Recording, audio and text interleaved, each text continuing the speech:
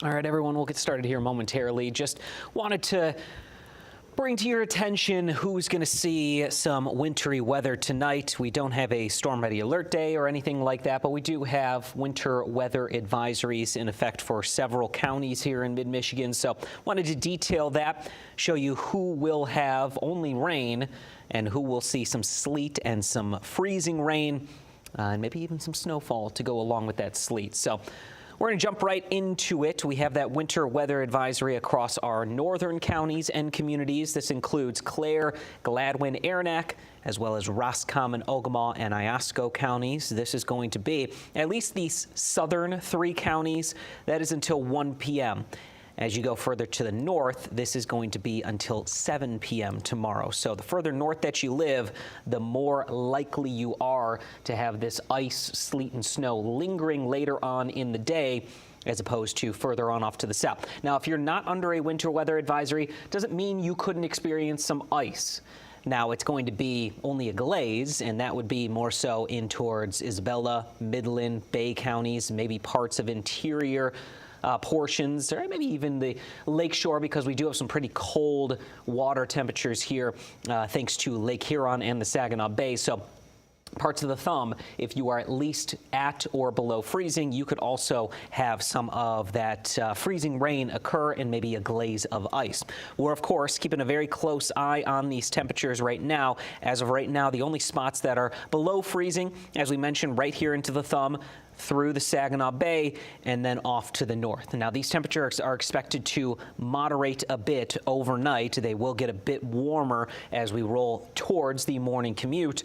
But overall, those first few hours are going to be key to who experiences some of that freezing rain and sleet and who stays as all rain. We'll kind of detail out where we have the expectations of a tenth to maybe a quarter of an inch of ice and where we have primarily just a glaze of ice coming along with this system. Now, we've got no precipitation in the area currently. We're not expecting really anything to get worse or more significant until after midnight. One thing that will continue to occur tonight is areas of fog. So we have some patchy areas of dense fog as well in through the thumb and north of the Saginaw Bay. We also have some lighter fog happening coming off of the Saginaw Bay. So 3.5 miles of visibility in Bay City, 4.5 in Chesaning, 5 in Saginaw and Flint. But of course, as you go into the thumb and closer to Lake Huron, we have much more significant fog. And we will continue to see some of that fog blowing onshore off of Lake Huron, and areas of fog still developing and still potentially dense even into tomorrow morning.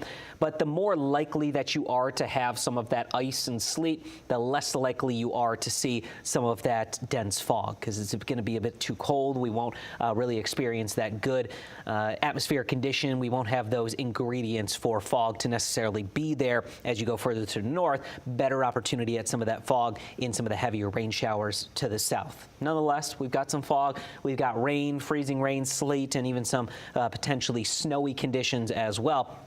And we'll break it down here in our Futurecast as to the timing of it all. Now, on our radar, which I'll actually show you here before we get into our Futurecast, we'll go into our radar real quick because I want to show you what is actually occurring out there right now.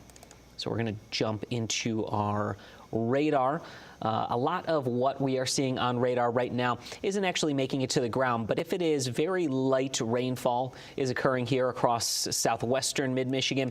Now, as we put this into motion, you'll see that it develops quickly over the state of Michigan, and it's moving in an east to northeasterly fashion. Now, there could be some light precipitation with this, and where, of course, we do have those temperatures at or below freezing, there might be some light freezing, drizzle freezing mist to come along with it. But a much more expansive area of heavier precipitation is developing to our south and west towards the Chicagoland area, towards La Crosse, and this is going to be our main event, our main player into the impactful weather that we will see tonight and for tomorrow morning. So let's get into Futurecast. It is a little bit delayed on when it pops up that lighter precipitation, but there's that line of lighter precipitation. Midnight, it's stretching across northern mid-Michigan and into the thumb, where, of course, we do have some pockets of pink, which would be that light freezing drizzle, light freezing rain potential, and that could definitely cause a glaze of ice even before the main event gets rolling and gets started. So even by midnight, even through this evening, if you are getting into your car and you maybe see that your car is reading 32, 31, 30 degrees, or even tomorrow morning,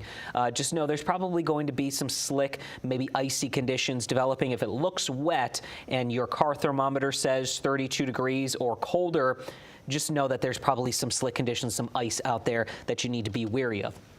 As we go towards 4 a.m., we have a heavier burst of rainfall, but you can also see right in through here. So US 10 down through M46, it's all rain to the south of this. So if you live around and south of M46, all rain for you throughout the overnight, throughout this entire event. If you live around US 10 and also around M46, as you go north of that, we have the potential right here into the thumb. Could be some areas of freezing rain that eventually change over to primarily rainfall into the morning commute. But especially right here in our far northern 6 counties, and I know there's a lot going on there, but our far northern 6 counties right here, this is where we have the best potential of freezing rain and sleet, and maybe even some snow mixing in with the sleet. But as you go Clare, Gladwin, Aranac counties, Roscommon, Ogemaw, Iosco counties. This is where we have the most significant impacts likely going to occur, because even as you go into 8 a.m., you can still see some of that pink and the purple here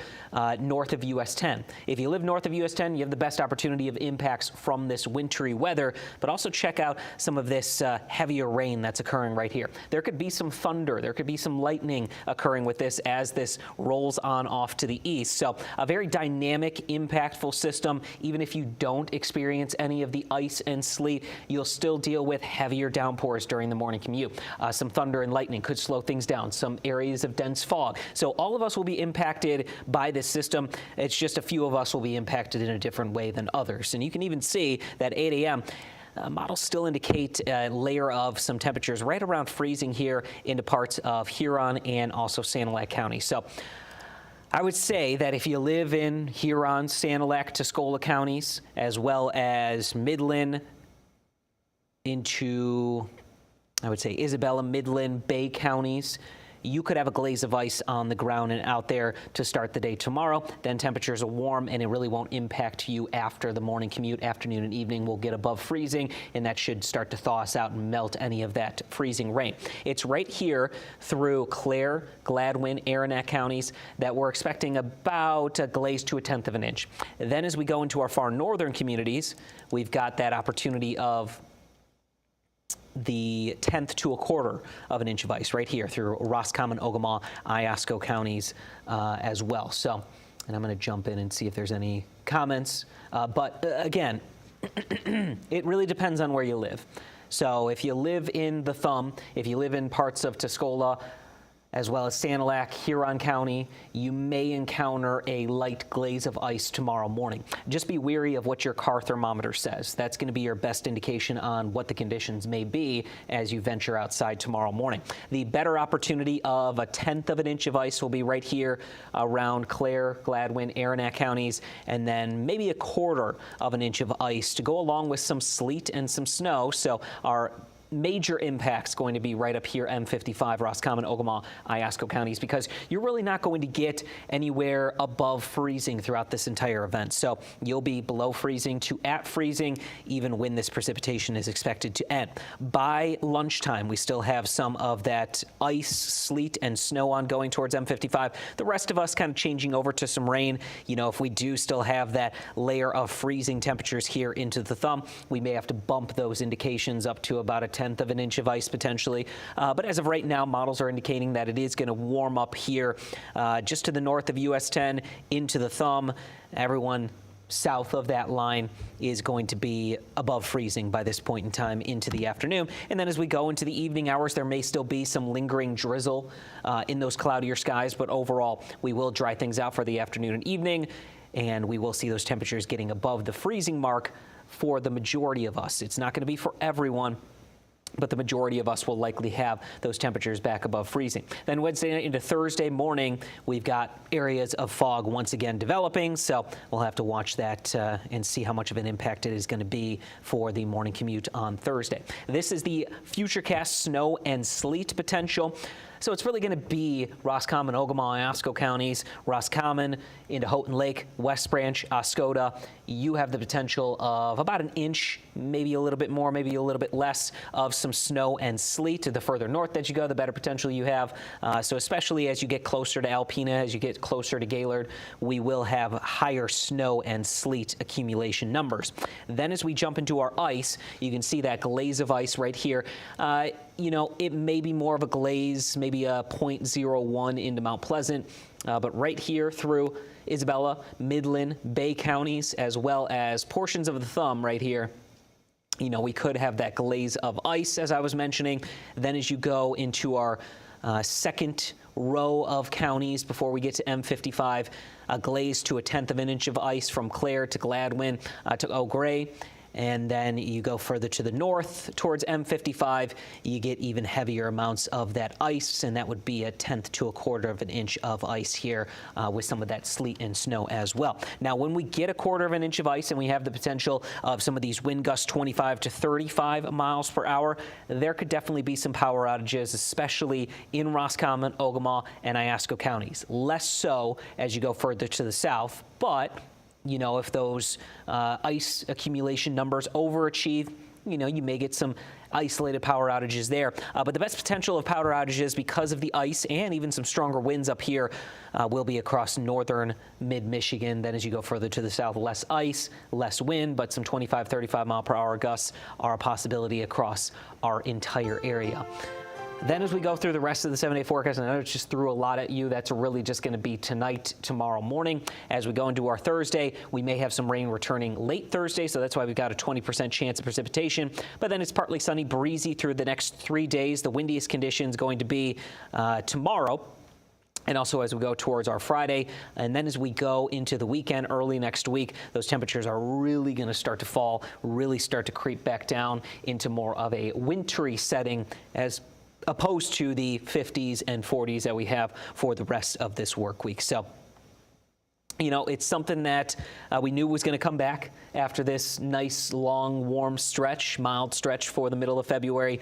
Just know winter is not done just yet. We've got more wintry weather tonight, more of those winter time temperatures for the weekend, early next week, and maybe some light accumulating snowfall area-wide on Sunday. So, not done with winter just yet, but you know, some of us will experience some nice temperatures still tomorrow. And I'll show you that overall look at the wintertime temperatures before we wrap this up here.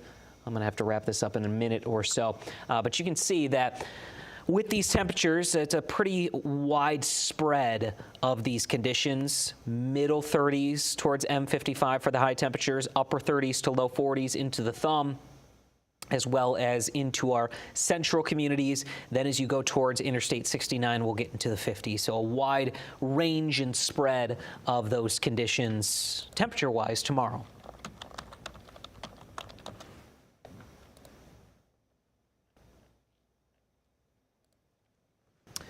And for Deckerville, just know you may have a glaze of ice out there tomorrow morning. I would expect not much of an impact from any of this ice for you.